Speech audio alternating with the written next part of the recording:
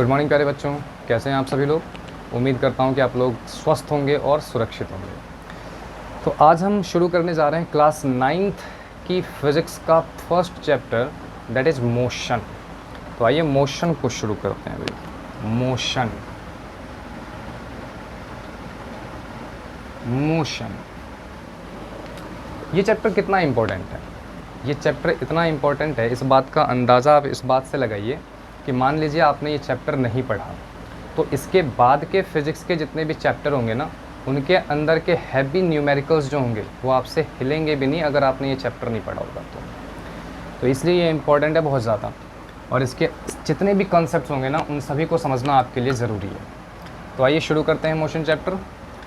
तो इसको शुरू करने से पहले कुछ बेसिक टर्म्स होते हैं जो आपको समझना चाहिए। उसमें सबसे पहला जो टर्म्स होता है वो है बच्चे रेफरेंस पॉइंट। रेफरेंस पॉइंट क्या होता है? रेफरेंस पॉइंट, मान लीजिए कि आपके सामने एक व्यक्ति खड़ा है। मैं आपसे पूछ रहा हूं कि ये कितनी दूर खड़ा है, ये कितनी दूर खड़ा है। तो आप पूछेंगे सर ये किससे कितनी दूर खड़ा है ना?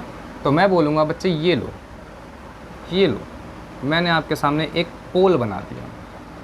अब बताइए इस पोल से ये कितनी दूर है। तो आप क्या करेंगे, आप एक स्केल लेंगे, पोल से इसकी दूरी को नापेंगे और मुझे बता देंगे। तो इसका मतलब किसी भी व्यक्ति की पोजीशन बताने के लिए या किसी भी ऑब्जेक्ट की पोजीशन या लोकेशन को बताने के लिए आपको एक ऐसे जगह की ज़रूरत पड़ेगी जहाँ से आप नापना शुरू करेंगे, है ना? तो जहाँ से भी आप नापना शुरू करेंगे ना, उसी जगह को हम क्या बोलेंगे? Reference point. So it is a point, it is a point or place from where we starts to measure any distances, है ना? सिंपल। रेफरेंस पॉइंट क्या होती है? ऐसी पॉइंट होती है या ऐसी जगह होती है जहाँ से आप किसी भी चीज़ की लोकेशन या पोजीशन को बताने की कोशिश करते हैं या जहाँ से आप डिस्टेंस को नापना शुरू करते हैं। और ये रेफरेंस पॉइंट ना अपने दैनिक जीवन में आपने बहुत बार प्रयोग किया होगा।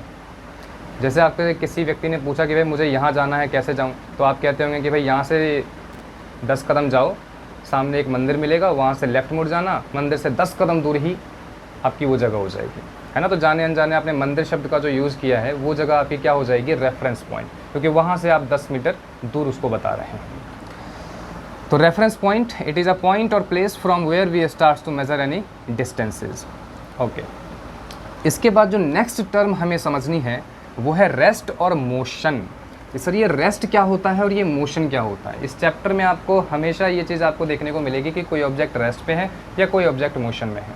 तो इसको भी समझ लीजिए कि ये रेस्ट का मतलब क्या होता है और मोशन का मतलब क्या होता है। तो रेस्ट को समझने के लिए मैं एक एग्जांपल देता हूँ आपको।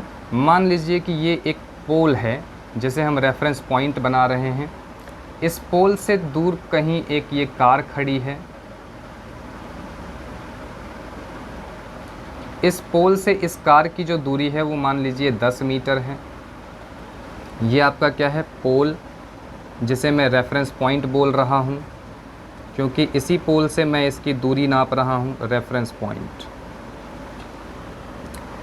9 बजे मैंने जब इस कार को देखा तो ये इस पोल से 10 मीटर दूर खड़ा था। 9:10 पर जब मैंने इसको देखा तो ये अभी भी 10 मीटर की दूरी पर ही खड़ा है। 9:15 पर जब मैंने इसको देखा तो ये अभी भी 10 मीटर की दूरी पर खड़ा है। इसका मतलब ये कार चल नहीं रही है। इसे हम क्या बोलेंगे साइंस की लैंग्वेज में कि ये कार रेस्ट पोजीशन पर है, ये चल नहीं रही है, अपनी पोजीशन को चेंज नहीं कर रही है। तो जब कभी कोई ऑब्जेक्ट अपनी पोजीशन को रेफरेंस पॉइंट के रिस्पेक्ट में चेंज ना करे with the passage of time, time बीत रहा है लेकिन वो अपनी पोजीशन को चेंज नहीं कर रहा है, तो उसे हम क्या बोलेंगे? वो ऑब्जेक्ट रेस्ट पर है। तो इसकी डेफिनेशन हम क्या लिखेंगे? If a body do not change its position with respect to respect to a reference point,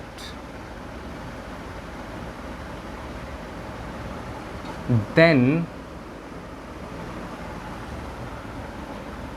the body is said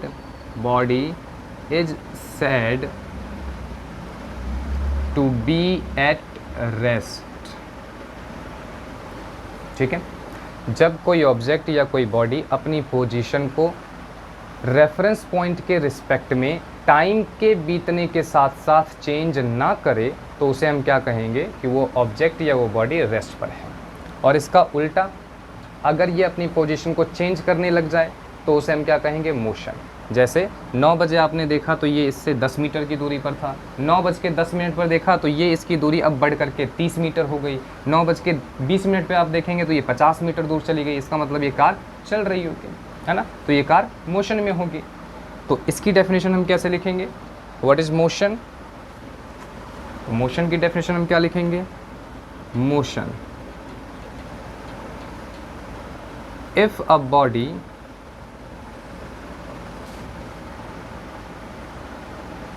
change its position, if a body change its position with respect to a reference point,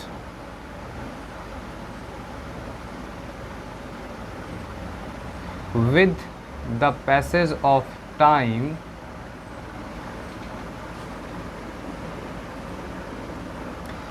then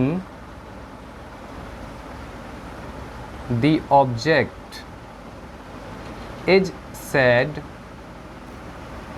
to be in motion। जब कोई object अपनी position को reference point के respect में time के पास होने के साथ साथ चेंज करे तो उसे हम क्या कहेंगे, मोशन। उस स्टेट को हम क्या बोलेंगे, मोशन। नोट कर लीजिए इसको, फिर आगे बढ़ते हैं।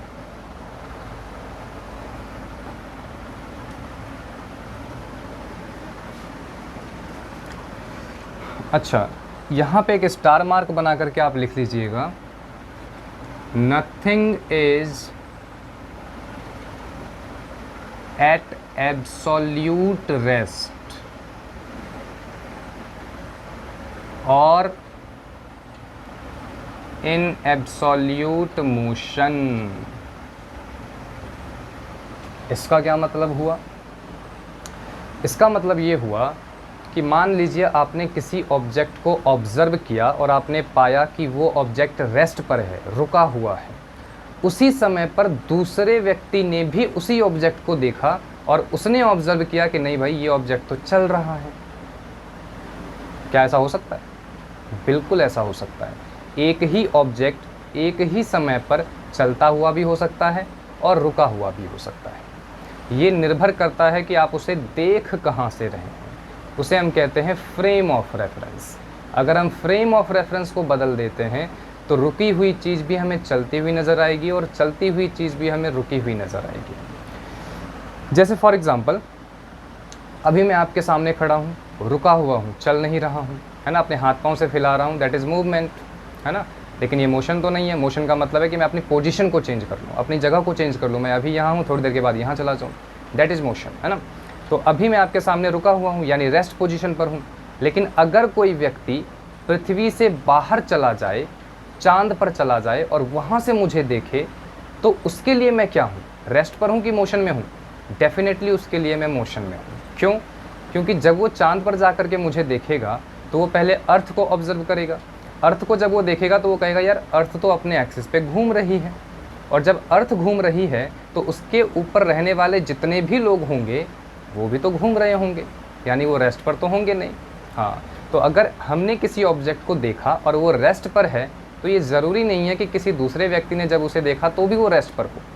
अगर वो ऐसा कह रहा है कि भाई रेस्ट पर हो, या वो कह रहा है कि मोशन में है, तो आप उससे पूछे भाई कौन से फ्रेम ऑफ रेफरेंस से आप देख रहे हैं उसे। मैंने तो अर्थ के फ्रेम ऑफ रेफरेंस से देखा है आपको, मैं तो अर्थ पे हूँ और आपको देख रहा हूँ, आप कहीं मून पर तो नहीं है ना। तो ऐसा आपको पूछना चाहिए। तो nothing is at absolute rest और इन एब्सोल्यूट मोशन। अगर कोई एक ऑब्जेक्ट रेस्ट पर है तो ये ज़रूरी नहीं है कि वो रेस्ट पर रहे। आप उसे मान लीजिए किसी और ग्रह से देख रहे हैं तो वो आपको चलता हुआ भी नज़र आ सकता है। सिमिलरली मोशन के साथ भी है, अगर कोई चीज़ चल रही है, अगर आपने किसी दूसरे ग्रह से देख लिया है, हो सकता है कि वो आपको रुका हुआ नज़र आ जाए। तो चलते हैं इसके आगे। नेक्स्ट टर्म जो हमें समझनी है वो है डिस्टेंस और डिस्प्लेसमेंट। इनके बीच का अंतर भी हमें पता होना चाहिए। डिस्टेंस और डिस्प्लेसमेंट।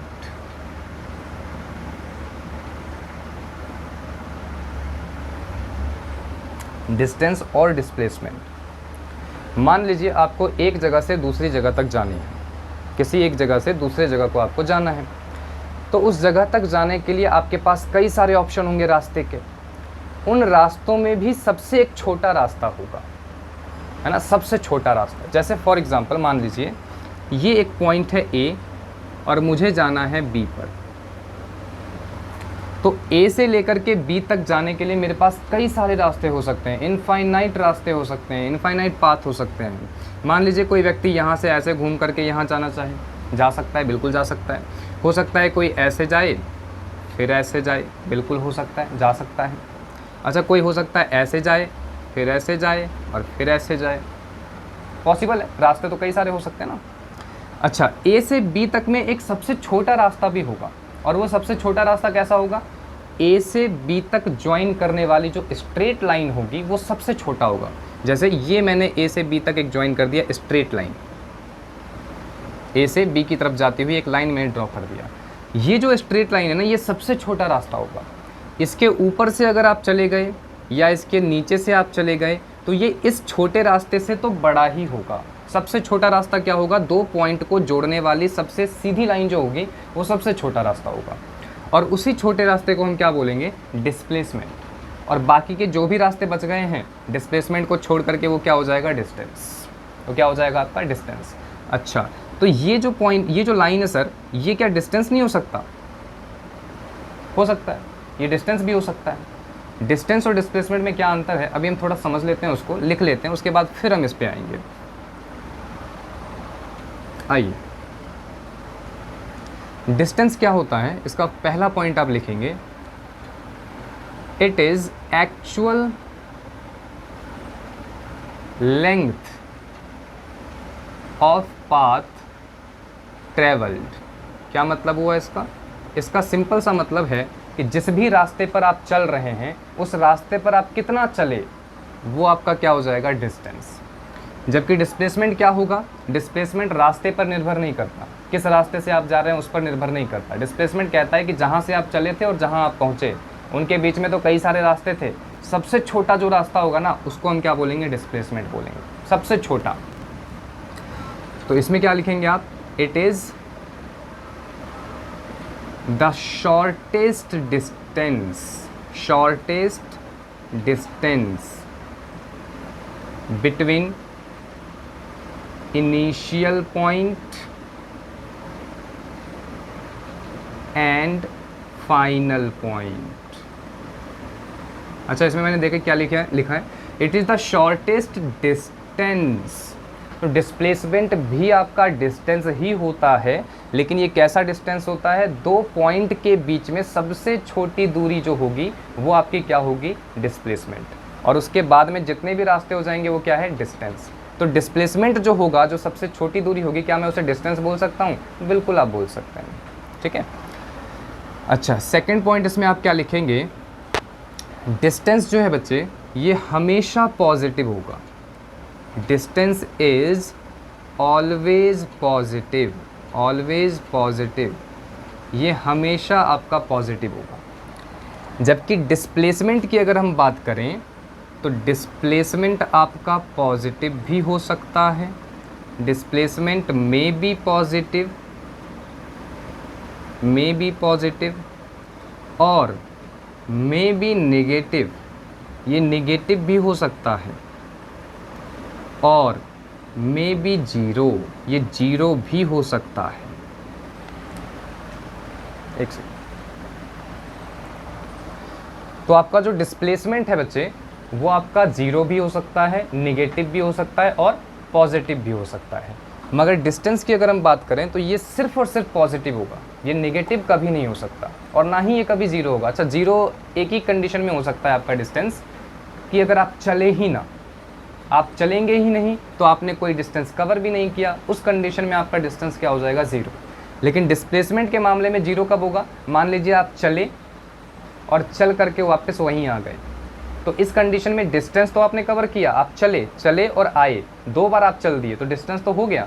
लेकिन इस कंडीशन में डिस्प्लेसमेंट कितना होगा, ज़ीरो हो जाएगा। तो चलने के बावजूद भी डिस्प्लेसमेंट ज़ीरो हो सकता है, मगर डिस्टेंस कभी ज़ीरो नहीं हो सकता। ठीक, इसको हम आगे और भी समझेंगे जब हम न्यूमेरिकल करेंगे इसके ऊपर। तो थर्ड पॉइंट इसमें लिखेंगे, distance is a scalar quantity. Distance is a scalar quantity. अब ये स्केलर क्वांटिटी क्या होती है इसको भी समझेंगे हम। जबकि आपका जो डिस्प्लेसमेंट है बच्चे, डिस्प्लेसमेंट ये आपका वेक्टर क्वांटिटी होता है, वेक्टर क्वांटिटी। इसको नोट कर लीजिए, फिर मैं स्केलर और वेक्टर पे अभी बता देता हूँ, बस 2 मिनट में। डिस्प्लेसमेंट क्या होता है आपका, वेक्टर क्वांटिटी, जबकि डिस्टेंस क्या होता है आपका, स्केलर क्वांटिटी। ओके, इसको नोट कर लीजिए, फिर मैं इसके आगे एक और पॉइंट लिखवा देता हूँ। आइए,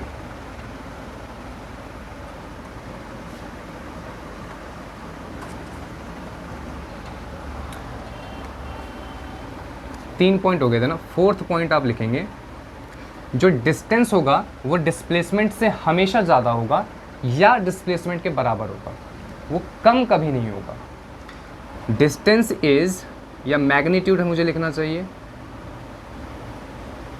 डिस्टेंस इज ऑलवेज ग्रेटर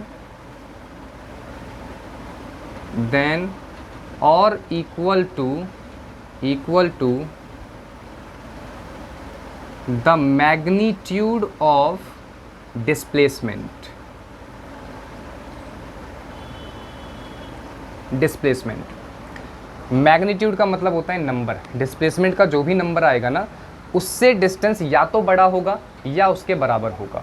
जैसे फॉर एग्जांपल मान लीजिए ए से लेकर के बी तक कोई व्यक्ति चलता है, तो ए और बी, मान लीजिए पहले व्यक्ति ऐसे गया, फिर ऐसे गया और फिर ऐसे गया, ठीक। तो ए से लेकर बी तक पहुंच गया, ये चला 5 मीटर, ये चला 10 मीटर और फिर ये चला 5 मीटर। तो आप बताइए ए से लेकर के बी तक वो कितना चला, तो आप कहेंगे 5 मीटर प्लस 10 प्लस 5 कितना हो गया, 20 मीटर। तो ये क्या हो जाएगा, डिस्टेंस। जबकि डिस्प्लेसमेंट की अगर मैं बात करूं तो डिस्प्लेसमेंट ए से लेकर के बी तक की सबसे छोटी दूरी ये हो जाएगी स्ट्रेट लाइन, और ये कितना हो जाएगा बच्चे, 10 मीटर। मान लेते हैं 10 मीटर है, तो ए से लेकर के बी तक का डिस्प्लेसमेंट कितना है, 10 मीटर, जबकि डिस्टेंस कितना है, 5 प्लस 10 प्लस 5 कितना, 20 मीटर। तो मैं यहाँ से देखकर बता सकता हूँ कि जो डिस्टेंस है वो ज़्यादा है, किससे, डिस्प्लेसमेंट के मैग्नीट्यूड से, है ना। अच्छा, डिस्टेंस और डिस्प्लेसमेंट को तो हम एक ही से अभी दिखाएंगे। खैर, तो मैं इसको क्या लिखूँगा, distance is greater than magnitude of displacement. इस वाले कंडीशन में आप क्या देख रहे हैं कि जो डिस्टेंस है वो ग्रेटर है डिस्प्लेसमेंट से। और दूसरा कंडीशन क्या हो सकता है कि जो डिस्प्लेसमेंट आ रहा है और जो डिस्टेंस है वो इक्वल भी हो सकता है। कौन से कंडीशन में, जब आपका ऑब्जेक्ट स्ट्रेट लाइन में चल रहा हो, जब वो स्ट्रेट लाइन में चल रहा हो और पलटी मार करके वापस ना आया हो, उस कंडीशन में आपका डिस्टेंस और डिस्प्लेसमेंट दोनों एक जैसे हो जाएंगे। जैसे फॉर एग्जांपल कोई व्यक्ति ए से चलता है, ए से चलते चलते बी तक पहुंचा, कितना चला, मान लीजिए 10 मीटर। तो मैंने आपसे पूछा डिस्टेंस बताइए कितना हुआ, तो डिस्टेंस आप क्या बोलोगे कि सर डिस्टेंस इस वाले कंडीशन में कितना हो गया, 10 मीटर। और मैं अगर आपसे पूछूं कि बताइए डिस्प्लेसमेंट कितना हुआ, तो डिस्प्लेसमेंट में आप कहेंगे सर ए से लेकर के बी तक जब वो चला तो सबसे छोटी दूरी क्या होगी, इन दोनों को ज्वाइन करने वाली है स्ट्रेट लाइन। तो ये भी तो स्ट्रेट लाइन ही है ना। तो ये स्ट्रेट लाइन कितनी दूरी है, कितनी लंबी है straight line, 10 metre.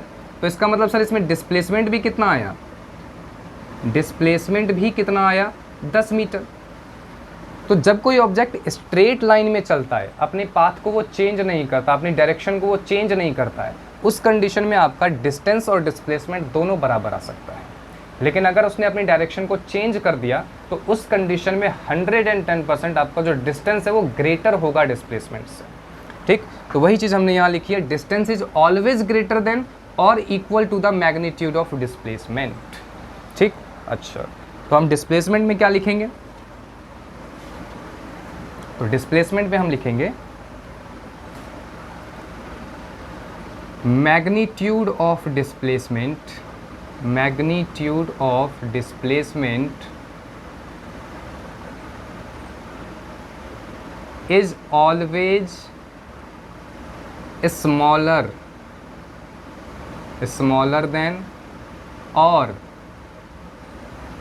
equal to the distance,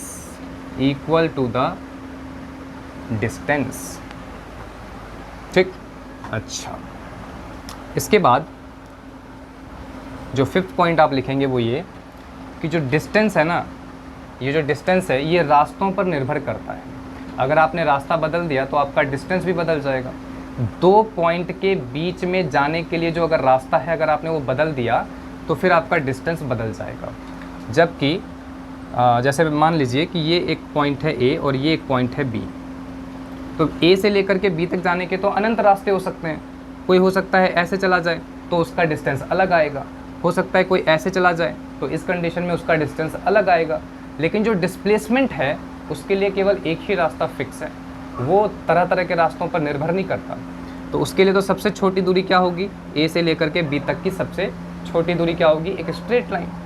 तो डिस्प्लेसमेंट जो है ये रास्तों पर निर्भर नहीं करता, it is independent of path. जबकि आपका जो डिस्टेंस है ये डिपेंड करता है पाथ पर। अगर आपने पाथ बदल दिया तो फिर डिस्टेंस भी बदल जाएगा। ठीक, तो अगला पॉइंट हम यही लिखेंगे, distance is dependent on path, जबकि डिस्प्लेसमेंट जो होगा आपका, displacement is independent of path, independent of path। ठीक है, उम्मीद करता हूँ ये समझ में आ गया होगा आपको। आइए, अच्छा, छोटी छोटी बातें और पूछ लूँ मैं आपसे। डिस्टेंस की एसआई यूनिट क्या होती है? या सिंपल मैं आपसे एसआई यूनिट बाद में पूछता हूँ, मुझे ये बता दीजिए डिस्टेंस को किस में नापा जाता है? Unit of distance, unit of distance. आप कहेंगे कि सर डिस्टेंस को तो हम मिलीमीटर में भी नाप सकते हैं, डिस्टेंस को तो सर हम सेंटीमीटर में भी नाप सकते हैं, डिस्टेंस को आप मीटर में भी नाप सकते हो, डिस्टेंस को आप किलोमीटर में भी नाप सकते हो, डिस्टेंस को तो आप फुट में भी नाप सकते हो, डिस्टेंस को आप माइल्स में भी नाप सकते हो।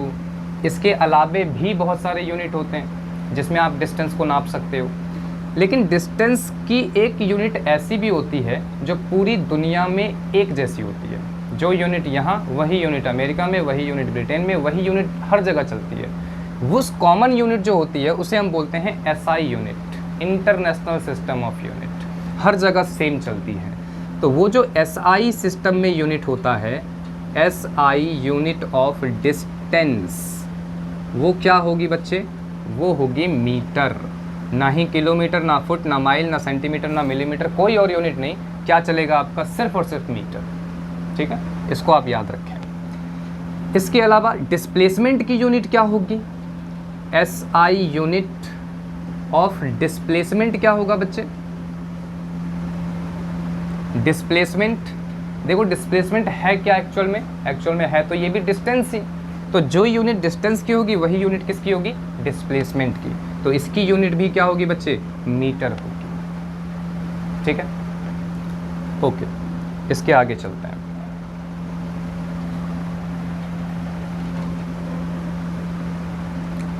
मैंने आपको स्केलर और वेक्टर के बारे में अभी बताया था। क्या होता है स्केलर और क्या होता है वेक्टर? स्केलर और वेक्टर,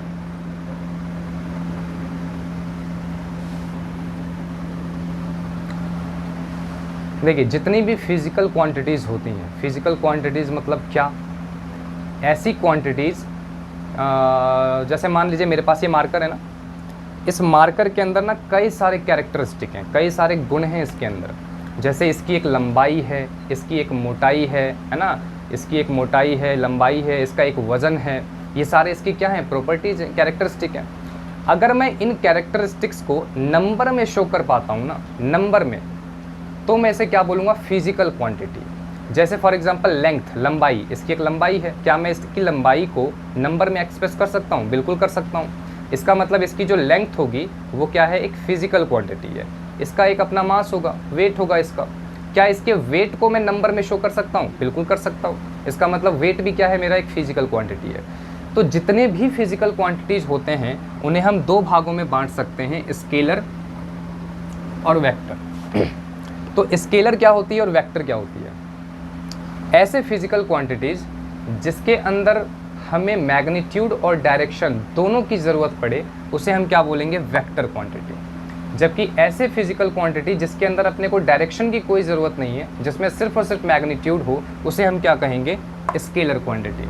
जैसे फॉर एग्जांपल मान लीजिए कि आप एक सड़क पर जा रहे थे और आपसे किसी ने किसी जगह का पता पूछा और आप जानते हैं कि वो पता कहाँ है, आपने उसको बताया। जैसे मान लीजिए कि मुझसे ही किसी ने पूछ लिया, भाई मैं रोड पे जा रहा था और मुझसे किसी ने पूछ लिया कि बताइए भाई नागलोई कहाँ है, कितनी दूर है। तो मैंने बोला भाई नागलोई 3 किलोमीटर दूर है यहाँ से। तो उसने बाइक उठाई और चला गया, उल्टी डायरेक्शन में चला गया, जिधर उसको जाना था उसके अपोजिट डायरेक्शन में चला गया और वो कहीं और पहुँच गया, है ना। तो मैंने जो उसको इन्फॉर्मेशन दिया था वो रॉन्ग तो नहीं बताया था, लेकिन मैंने अधूरा बताया था। भाई 3 किलोमीटर दूर है मेरे घर से यहाँ से नागलोई, 3 किलोमीटर की दूरी पर है। लेकिन मैंने उसको क्या बताया, भाई 3 किलोमीटर तो मैंने सही बताया, लेकिन मैंने उसको ये नहीं बताया कि भाई 3 किलोमीटर कौन सी डायरेक्शन में आपको चलना है, इधर चलना है, इधर चलना है, उधर चलना है, इधर चलना है, किधर चलोगे आप 3 किलोमीटर, है ना। तो पोजीशन बताने के लिए या लोकेशन बताने के लिए, किसी जगह की पोजीशन बताने के लिए या किसी जगह की लोकेशन बताने के लिए आपको दो चीज़ें बतानी पड़ेंगी। एक, कितनी दूर है वो, और दूसरी, कौन सी दिशा में दूर है वो, कौन सी डायरेक्शन में। तो अगर डायरेक्शन भी मैटर करता है किसी फिजिकल क्वांटिटी में, तो हम उसे क्या बोलेंगे, वेक्टर क्वांटिटी। और जिसमें डायरेक्शन की कोई ज़रूरत नहीं, सिर्फ मैग्नीट्यूड बताने से ही काम चल जाएगा, उसे हम क्या कहेंगे, स्केलर क्वांटिटी। तो स्केलर क्वांटिटी की डेफिनेशन क्या हो जाएगी, any physical quantities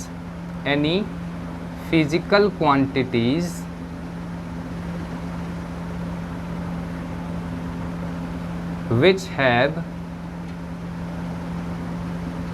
only magnitude but no direction are known as scalar quantities. Scalar quantities. जबकि वेक्टर क्वांटिटी की अगर हम बात करें तो इसमें लिखते हैं any physical quantities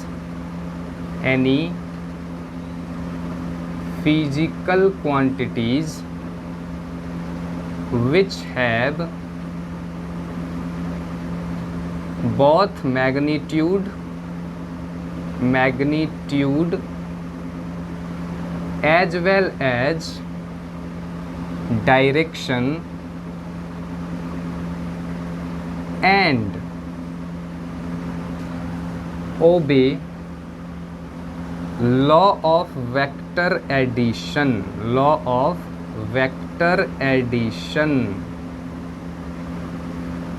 are known as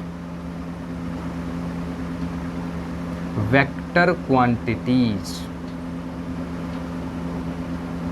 vector quantities ऐसे फिजिकल क्वांटिटी होते हैं जिनके अंदर मैग्नीट्यूड भी होता है, डायरेक्शन भी होता है। इसके साथ साथ एक कंडीशन और होती है वेक्टर क्वांटिटी में, और वो कंडीशन क्या है कि उन्हें वेक्टर एडिशन का जो लॉ होता है, लॉ ऑफ वेक्टर एडिशन, वो फॉलो करना चाहिए उसके द्वारा।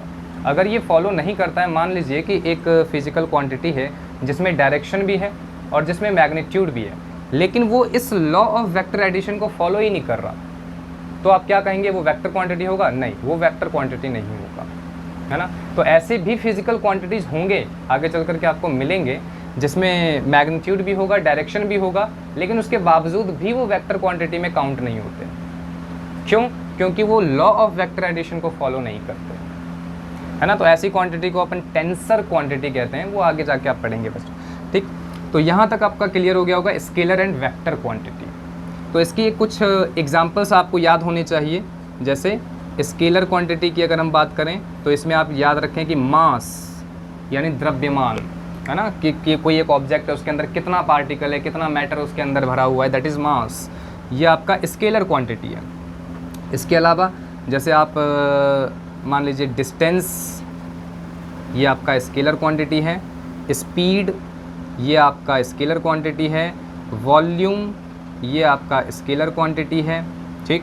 मास, डिस्टेंस, स्पीड, वॉल्यूम, ये सारे आपके स्केलर क्वांटिटी हैं। जबकि वेक्टर की अगर हम बात करें, इसके एग्जांपल की अगर हम बात करें तो इसमें तो बहुत सारे हैं। कौन कौन से हो जाएंगे? जैसे वेलोसिटी, आगे चल कर के आप पढ़ेंगे, इसी चैप्टर में आगे पढ़ेंगे। एक्सीलरेशन, ये भी आपका वेक्टर क्वांटिटी है। ये याद रखने हैं आपको, एक एक नंबर में पूछ लेते हैं। वेलोसिटी वेक्टर, एक्सीलरेशन वेक्टर है, डिस्प्लेसमेंट आपका वेक्टर है, डिस्प्लेसमेंट, वेट, किसी ऑब्जेक्ट का वेट, ये भी आपका क्या हो जाएगा? वेक्टर क्वांटिटी हो जाएगा। इस तरीके से बहुत सारे एग्जाम्पल होते हैं, तो ये एग्जाम्पल्स आपको ध्यान रखने हैं। तो स्केलर, वेक्टर, ठीक। तो आज के लिए हमारा लेक्चर इतना ही है, ठीक। अगले मिलते हैं अगले लेक्चर में आपसे, इससे आगे की चीज़ों पे मिलते हैं।